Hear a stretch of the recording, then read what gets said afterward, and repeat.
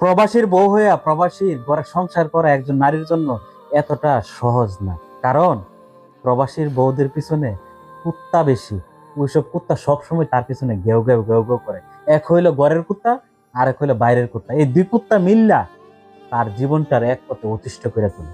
পরিবারের যে সকল সদস্যরা থাকে তাদের সেবা যত্ন যদি দিন রাত 24 ঘন্টা করে, সংসারের সকল যাবতীয় কাজকর্ম করে, তারপর তাদের মন খুঁজে পাওয়া যায় না।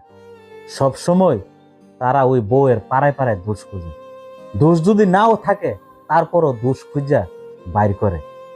সব সময় ওই বউটার সাথে কুত্তার মতন ব্যবহার করে আর গেউ গেউ গেউ গেউ করে।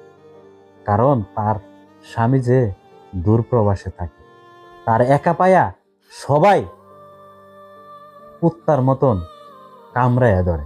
আর বাইরের কুকুরগুলা কি করে জানেন? একজন প্রবাসীর বউ যদি ঘর থেকে বাইরে হইয়া একটা ছেলের সাথে কথা বলে তার প্রয়োজনীয় কাজে, আর এটা যদি বাইরের লোক দেখতে পারে তাহলে তো সারছে। তার নিয়ে আলোচনার সমালোচনার জ্বর তুলে অন্যের বাড়িতে গিয়ে কানাঘুষা করে যে মুখের পুতের বউরে দেখছি এ মুখের ছেলের সাথে কথা বলে। না জানে তাদের মধ্যে কি সম্পর্ক আছে, নিশ্চয়ই পরীক্ষা চলতেছে। কারণ এবিডির বউ তো থাকে ওই বিদেশে। একজন প্রবাসীর বউ এত সব যন্ত্রণা কষ্ট এই দেহে ধারণ করেও ওই স্বামীর সংসারে চোখ বুঝা পড়ে থাকে। কারণ আমাদের দেশের নারীরা যে নিরুপায়।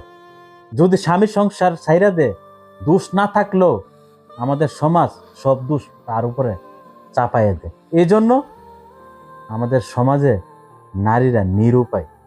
এত কষ্ট যন্ত্রণা বুকে ধারণ করেও স্বামীর সংসারে পইরা থাইকা তার জীবনটাকে তিলে তিলে শেষ করে দেয়। যারাই প্রবাসীর বউদের সাথে এরকম করেন তাদেরকে বলতেছি এরকম কইরেন না। কারণ একজন প্রবাসীর বউ যে কতটা কষ্ট যন্ত্রণা নিয়ে স্বামীর সংসার করে একমাত্র একজন প্রবাসীর বউ সেটা বলতে পারে। এটা আপনারা কি করে বুঝবেন?